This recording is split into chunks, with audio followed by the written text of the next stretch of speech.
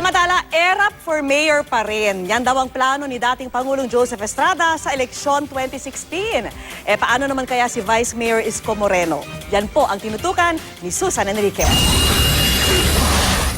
Kulang daw ang isang termino para kay Manila Mayor Joseph Estrada para matapos ang mga nais niyang gawin sa lungsod ng Maynila.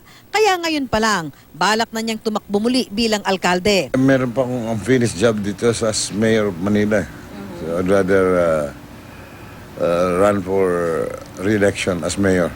Ang tanong, paano na si Vice Mayor Isko Moreno na ilang termino na rin nagsisilbing vice-alkalde bago nagpa siya si ERAP na kumandidatong mayor ng Maynila. Sabi ni ERAP, hinug na raw si Moreno para tumakbo bilang senador. Bagay na handa naman tanggapin ni Moreno. He is very competent. He knows his job very well. 35 anyos lang naman ang requirements eh. 40 anyos naman na ako.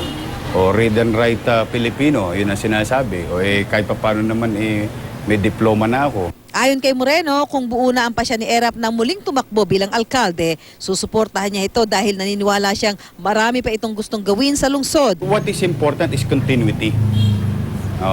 So continuity, whether ipagpatuloy ko yung nasimulan niya o ipagpatuloy niya yung nasimulan niya. Giit ni ERAP, mas prioridad niya ang maging alkalde muli kaysa tumakbo bilang Pangulo sa ilalim ng oposisyon sa 2016.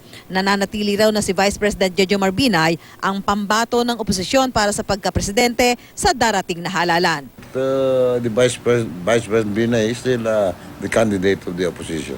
Susan Enriquez, Nakatutok, 24 Oras.